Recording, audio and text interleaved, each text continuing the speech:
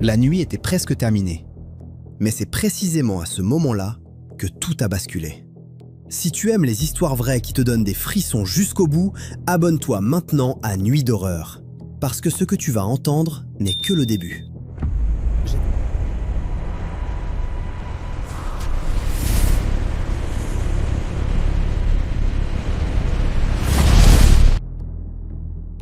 J'étais en train de fermer la porte arrière du bureau du shérif quand la radio a craché un appel urgent.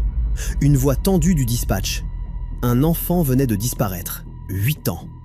Disparu depuis moins de 20 minutes. Aperçu pour la dernière fois près d'un bassin de rétention, au bout de l'Arkham Road. Je me suis figé. La clé encore coincée dans la serrure. Ce genre d'appel, c'est toujours une course contre le temps. Chaque minute compte. Chaque seconde peut faire la différence entre retrouver un enfant vivant ou trop tard. Je demande son nom. Nolan Rigg. Un voisin l'aurait vu faire du vélo juste avant sa disparition. Un petit vélo bleu. Rien d'anormal en apparence. Mais quelque chose dans le ton du dispatcher me disait que ça n'allait pas être une simple fugue. Je n'ai pas hésité. Je ferme, je traverse le parking, je monte dans mon véhicule. Moteur allumé, gyrophare enclenché. Et je fonce. La route devient de plus en plus vide. Les maisons disparaissent peu à peu, remplacées par des champs sombres. Puis arrive cette zone, le bassin. Un endroit froid, humide, sans vie. Un trou artificiel creusé pour contenir les eaux de pluie. Entouré d'herbes hautes, de béton fissuré et de silence. Un silence qui ne devrait pas exister. Quand j'arrive sur place, je vois les lumières avant tout. Celles d'un véhicule déjà présent. Le lieutenant Bullock. Elle est là, immobile, en train d'observer. Et devant elle, une femme, les mains sur la tête, complètement brisée. Et à quelques mètres, le vélo. Le petit vélo bleu, abandonné, jeté sur le côté comme si quelque chose s'était produit, en une fraction de seconde. Je m'approche. Bullock me donne les premières infos. C'est bien le vélo de Nolan. Et juste à côté, l'entrée d'un conduit, un tunnel d'évacuation des eaux, ouvert, béant, comme une bouche sombre prête à avaler n'importe quoi. Je m'avance vers la mer, sa voix tremble. Elle me dit qu'elle l'avait sous les yeux, juste là, qu'il faisait des allers-retours avec son vélo, qu'elle est rentrée juste quelques minutes.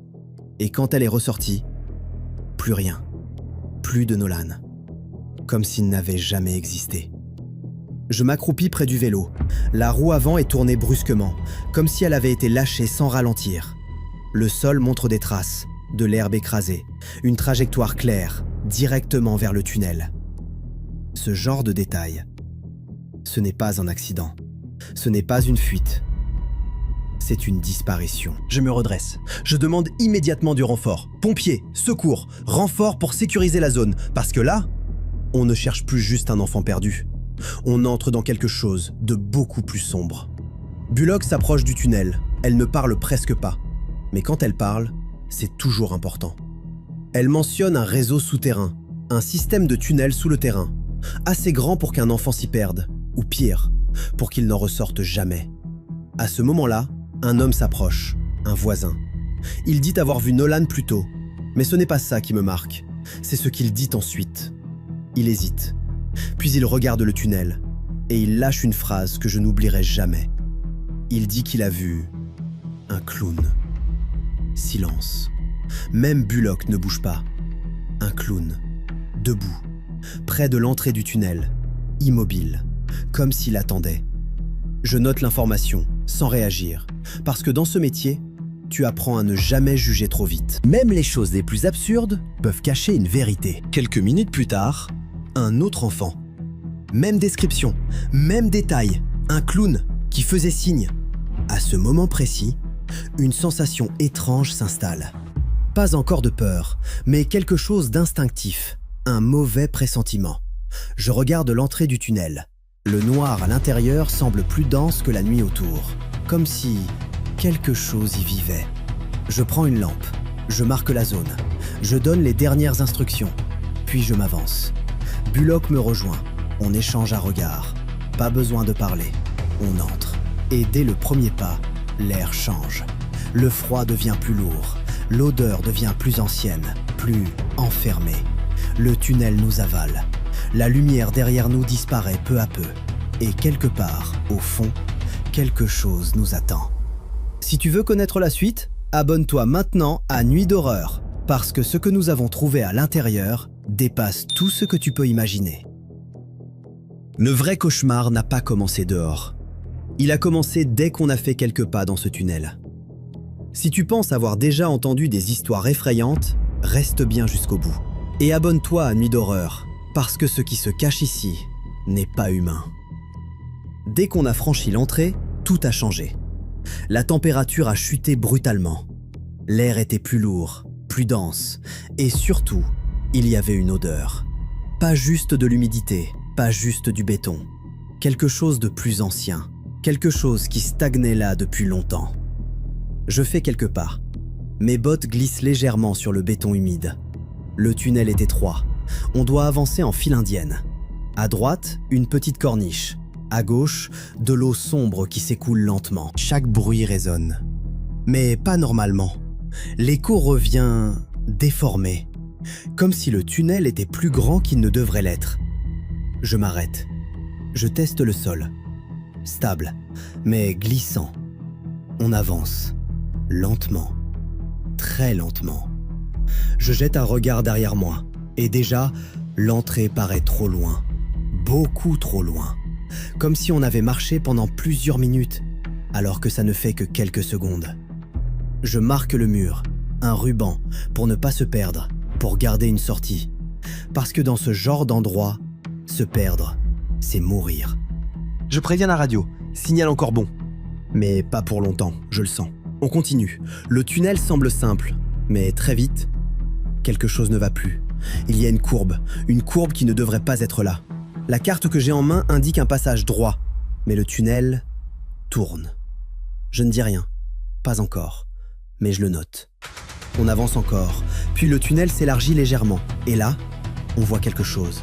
Une plateforme sur le côté, comme un passage de maintenance, et surtout, une échelle métallique fixée au mur, qui monte et disparaît dans le plafond. Je fige la lumière dessus. Elle n'est pas sur la carte. Elle ne devrait pas exister. Bullock le remarque aussi. Pas besoin de parler, on comprend. Je ne la touche pas, je ne monte pas, je ne fais que marquer l'endroit. Mais déjà, une idée me traverse l'esprit et elle me déplaît. Ce tunnel n'est pas celui qu'on croit. On continue. Le passage se resserre, puis soudain, il se divise. 2 directions, impossible. La carte ne montre aucun embranchement, aucun choix. Et pourtant, il est là. Je regarde Bullock. Elle observe les 2 tunnels. Calme, toujours calme. On marque, on sécurise, on choisit. On prend à gauche, plus étroit, plus oppressant. Le plafond descend légèrement. Pas assez pour se baisser, mais assez pour sentir la pression. L'eau coule plus vite. Le bruit devient constant, hypnotique. Puis, le son change. Pas plus fort, pas plus faible. Différent. Comme si le tunnel s'ouvrait ailleurs, comme si il y avait plus d'espace devant nous que prévu. Je m'arrête, je lève la lampe. Les murs sont différents ici, plus vieux, plus abîmés, plus sombres. Et là, je vois quelque chose, une trace blanche sur le mur. Je m'approche. C'est de la peinture, mais pas appliquée normalement. Elle est étirée, comme si quelque chose l'avait frottée en passant. Je reste immobile. Bullock éclaire plus loin, et là, on en voit d'autres. Une, puis une autre, à différentes hauteurs. Pas une marque précise, pas un symbole, juste des traces. Comme un chemin. Quelque chose est passé ici. Et ça a laissé une trace. Je marque l'endroit. On avance encore. Les traces continuent. Par moments sur le mur, par moments sur le sol, puis je lève la lampe et je m'arrête net. Il y en a au plafond. Science. Bullock le voit aussi. Les traces ne sont pas seulement au niveau du sol, elles montent, comme si ce qui est passé ici ne marchait pas toujours. On ne commente pas, parce qu'il n'y a rien à dire, mais au fond de moi, une certitude commence à naître. On ne cherche peut-être pas juste un enfant, on cherche quelque chose d'autre, et ce quelque chose nous observe peut-être déjà. À ce moment-là, je vois autre chose. Je baisse la lampe. Des empreintes, petites, des empreintes d'enfants. Elles avancent, tout droit. Je les suis du regard, et soudain, elles s'arrêtent. Pas de demi-tour, pas de lutte, pas de traces de fuite. Elles s'arrêtent, net, comme si Nolan avait simplement disparu, juste là. Bullock parle enfin. Sa voix est basse. Elle ne continue pas. Je ne réponds pas, parce que je le vois, et ça n'a aucun sens. Je prends la radio, je signale, mais le signal commence à mourir. Grésillement, silence. On est seul, complètement seul. Je regarde derrière nous. Les marques qu'on a laissées semblent plus loin, beaucoup plus loin. Le tunnel semble s'étirer, comme s'il changeait. Je me retourne vers l'avant. Le passage descend, et au fond, il y a quelque chose, pas visible, mais présent, une sensation, comme si quelque chose bougeait, lentement, dans le noir. Je serre mon arme. On continue. Bullock hoche la tête, et on avance, sans savoir que quelque chose vient de nous entendre.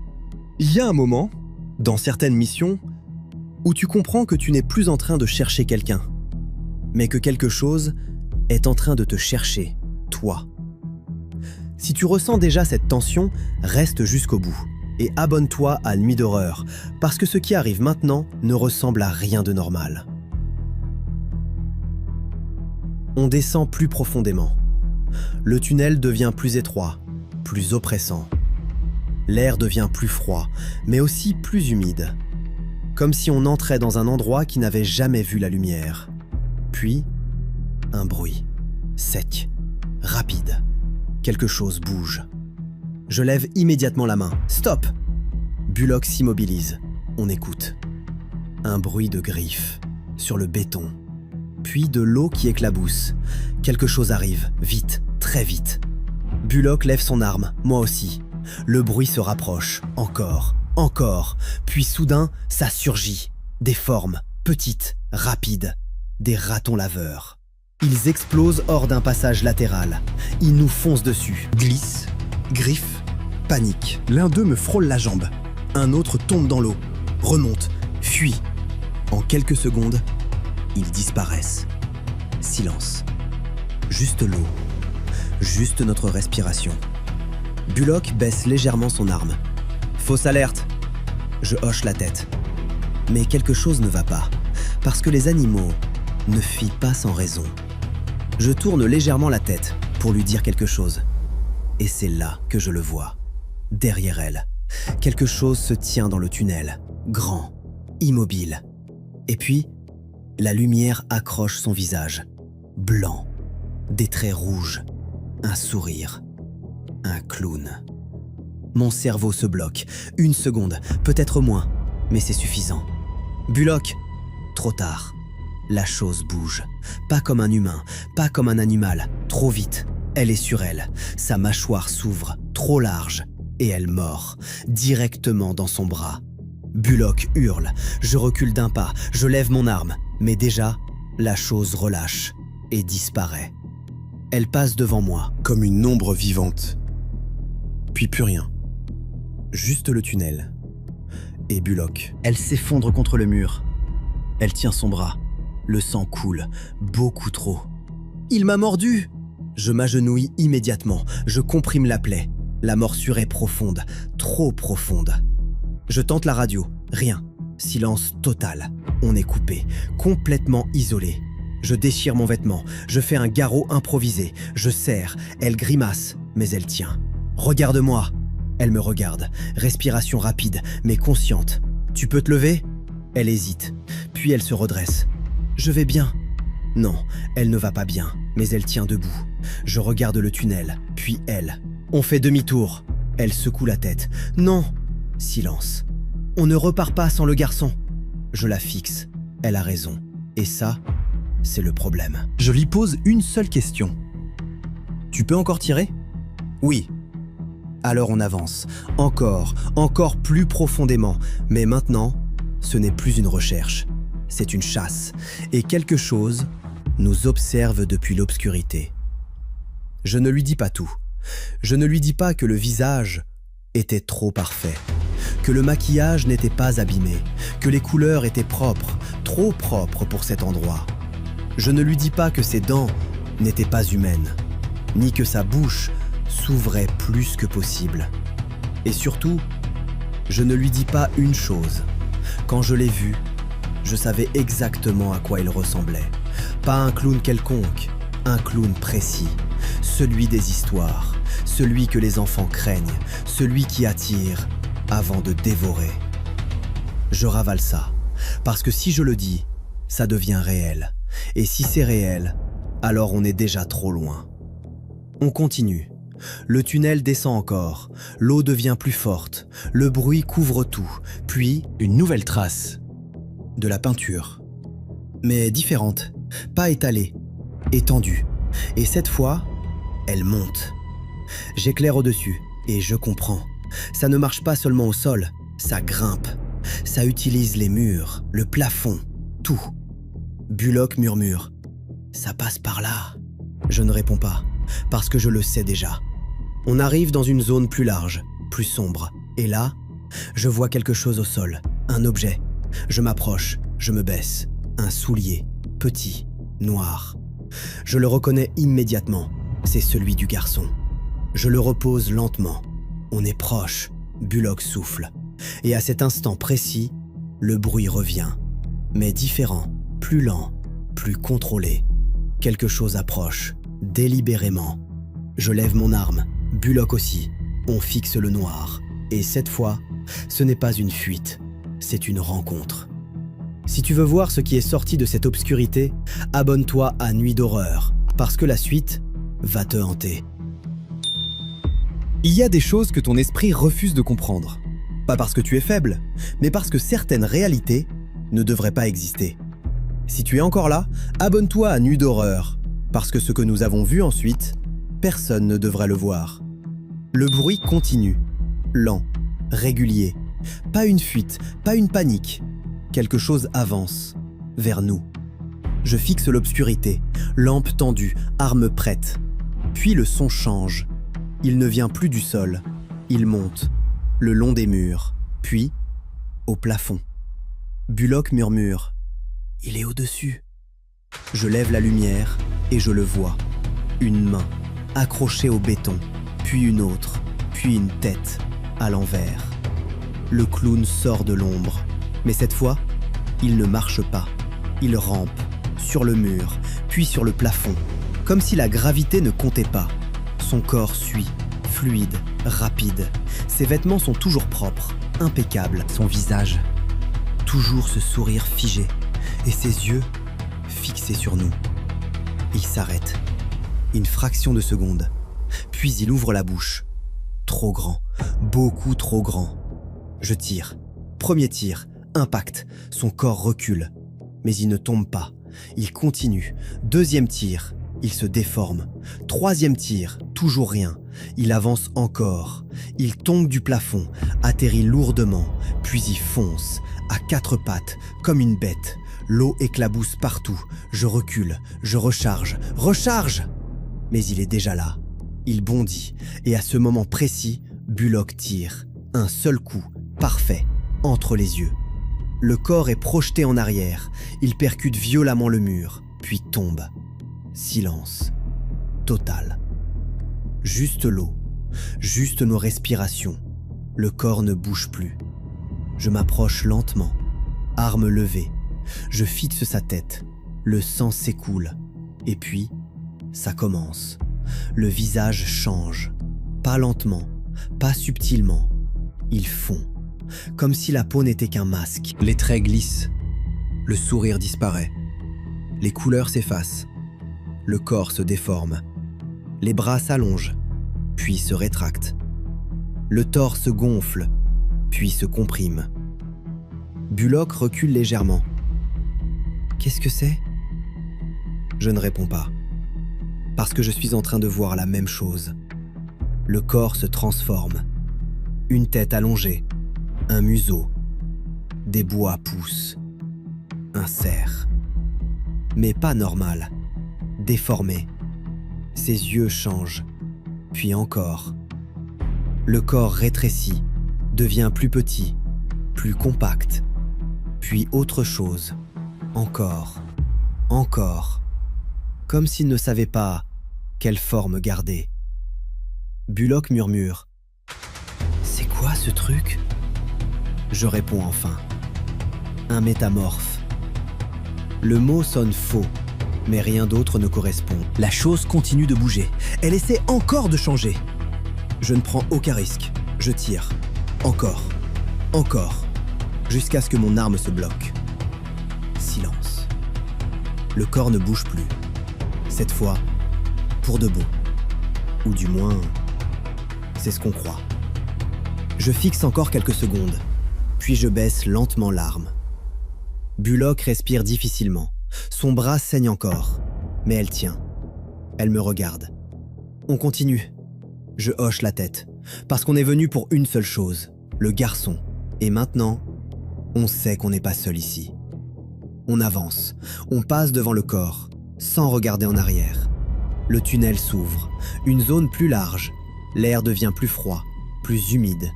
Et puis, je vois quelque chose. Un objet au sol. Un autre. Un soulier. Le deuxième. Celui du garçon. Je m'approche, je le prends.